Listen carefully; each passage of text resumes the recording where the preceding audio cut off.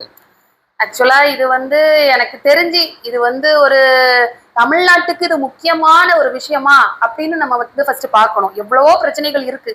அந்த காவேரி பிரச்சனை, விவசாயிகள் போராட்டம், அது இது பாலியல் வன்புணர்வு, குற்றவியல் வழக்குகள் பயங்கரமா இருக்கு. இதுல ஒரு நடிகை, அவங்க அவங்க யாரு? ஒரு நடிகை. நடிகையை பத்தி விமர்சனங்கள் வராத மீடியாக்கள் கிடையாது. அவங்க வந்து எல்லாத்துக்கும் ப்ரிப்பேர் ஆகி தான் அந்த ஃபீல்டே சூஸ் பண்றாங்க.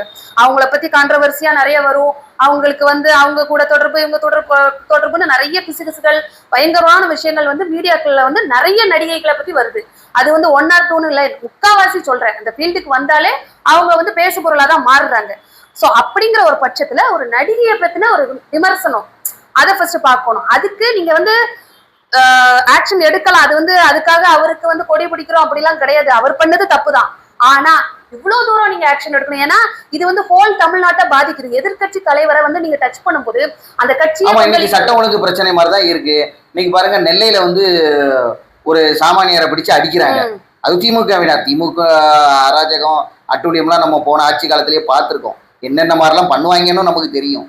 ஸோ ஆனா இன்னைக்கு வந்து இவரு முதல்வர் விஜய் அவர்கள் எடுத்த நடவடிக்கை வந்து பொதுமக்களை பாதிக்கிற அளவுக்கு ஆயிடுச்சோ அப்படிங்கறது நான் கேட்கிறேன். கண்டிப்பா கண்டிப்பா. ஏன்னா முதல்வர் அவர்கள் ஒரு சட்ட ஒழுங்கு நடவடிக்கை, கைது நடவடிக்கை பண்ணுங்கன்னு சொல்லி உத்தரவிட்டுட்டு அவர் அங்க சேஃபா இருக்கிறாரு.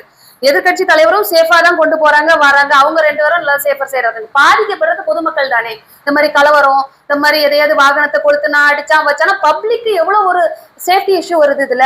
இப்ப பாருங்க, நம்ம திருச்சி வரைக்கும் பயங்கர போராட்டம், ஆர்ப்பாட்டம், அப்படி இப்படின்னு பயங்கரமா ஒரு விஷயங்கள் வந்து நம்ம வந்து பார்த்துட்டு இருக்கோம். ஸோ அப்படிங்கிற பட்சத்துல இப்போ ரீசெண்டா இப்போ கொஞ்ச நேரம் முன்னாடி தான் ஒரு நியூஸ் வந்தது. தஞ்சாவூர்ல பிரைவேட் ஸ்கூல்ஸ்க்கெல்லாம் லீவ் விட்டுட்டாங்க மத்தியானமே. ஏன்னா இந்த மாதிரி கான்ட்ரவர்சியா ஏதாவது கலவரம் வந்துருமோன்னு பயத்துல பிள்ளைங்களோட நலனை கருதி சீக்கிரமாவே வீட்டுக்கு அனுப்பிட்டாங்க அப்படின்னு ஒரு தகவல் வருது. ஸோ இந்த மாதிரி பொதுமக்கள், பள்ளி கல்வித்துறை பாதிக்கப்படுது, பொதுமக்கள் பாதிக்கப்படுறாங்க. அப்போ இதோட பேக்ரவுண்ட் எல்லாம் ஃபர்ஸ்டே நம்ம சிஎம் அவர்கள் வந்து சிந்திச்சிருக்கணும், யோசிச்சு ஒரு ஆக்ஷன் எடுக்கணும்.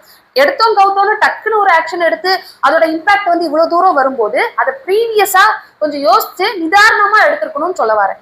இந்த டிஃபர்மேஷன்லாம் ஃபைல் பண்ணி ப்ராப்பரா கோர்ட் வழியா மூவ் பண்ணிக்கிட்டு அவர் வந்து ஆஜராகி அதுக்குண்டான விளக்கத்தை அவர் கொடுத்தே ஆகணும். எதனால அப்படி சொன்னாரு, அவர் வாயில இருந்து அப்படி எப்படி ஒரு வார்த்தை வந்தது அப்படிங்கிறத ஜட்ஜு முன்னாடி அவர் சொல்லியே ஆகணும். அதனோட proper explanation he has to give. So இத வந்து விட்டுக்கிட்டு நீங்க வந்து நடவடிக்கை எடுத்து தஞ்சாவூர் வரை கொண்டு போய் ஆக்சுவலா இப்போ அது முகநூல் பக்கத்துல வந்து ஒரு செய்தி ஒன்று பரப்பப்படுது. அது எந்த அளவுக்கு உண்மைன்னு தெரியல. சிஎம் வந்து டைரக்டாவே சொன்னாரு, இந்த மாதிரி வந்து இன்னைக்கு வந்து என்னை பத்தி பேசுவாங்க, நாளைக்கு என்னுடைய அமைச்சரவையில் இருக்கிற பெண்களை பத்தி பேசுவாங்க.